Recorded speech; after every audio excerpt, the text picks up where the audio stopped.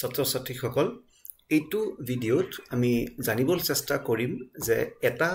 সুষম চুম্বকীয় ক্ষেত্ৰত বিদ্যুৎ প্ৰবাহ কঢ়িয়াই নিয়া এটা পৰিবাহী তাৰ ৰাখিলে তাৰ ওপৰত কি পৰিমাণৰ বল ক্ৰিয়া কৰা হ'ব চুম্বক ক্ষেত্ৰটোৰ দ্বাৰা কাগজৰ সমতলৰ ভিতৰলৈ ক্ৰিয়া কৰা সুষম চুম্বকীয় ক্ষেত্ৰ ইয়াতে বিবেচনা কৰিম ইয়াতে যেটো চিত্ৰ আছে ইয়াত দেখা পোৱা গৈ আছে ক্ৰস কে দিয়া আছে ক্ৰস মানে হল এই চুম্বকীয় ক্ষেত্ৰ এই পৃষ্ঠডালৰ তোমাৰ ফোনৰ স্ক্ৰিনডালৰ লম্ব দিশত ভিতৰ ফালে আছে এনে আমি এনেকে এৰো বা এডাল তীৰ বা এডাল কাৰেৰে যিকোনো এটা যদি দিশ খুচাও তেতিয়া যদি আগফালটো চাবলৈ যাওঁ তেতিয়া এনেকে ডটেৰে দিম যদি পিছফালে খুমাই গৈ আছে তেতিয়া এটো আমি ক্ৰসেৰে বুজাম কাৰণ তীৰডালৰ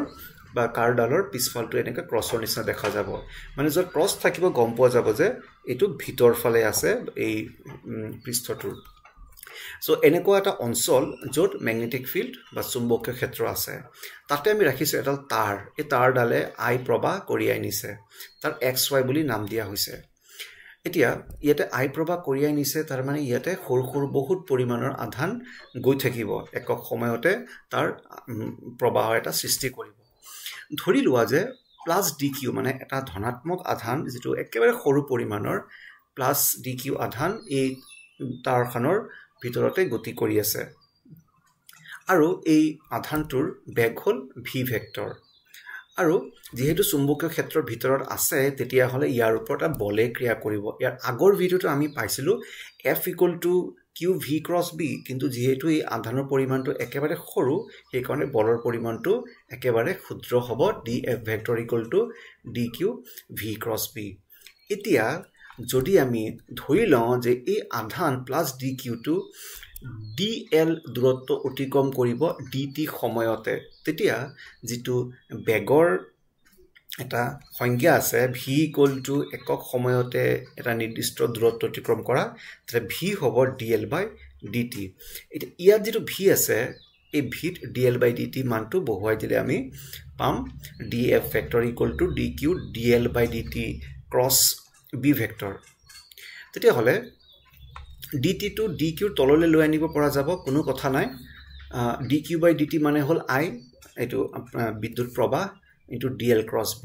তেতিয়া হলে এই সৰু এটা dq পৰিমাণৰ আধান যেটো এই তাৰডালৰ ভিতৰতে গতি কৰি আছে v বেগেৰে ইয়াৰ ওপৰত ক্ষুদ্ৰ পৰিমাণৰ বা স্মল ফোৰ্স হ'ব df i dl cross b এনে ধৰণে সৰু কেইবাটাও আধান আছে বহুত আধান আছে এই গুটেইখিনি যেহেতু এনেকে পাৰ হৈ গৈ থাকিব গুটেইখিনি আধানৰ ওপৰত ক্ৰিয়া কৰা বলটো হ'ব গুটেই এটা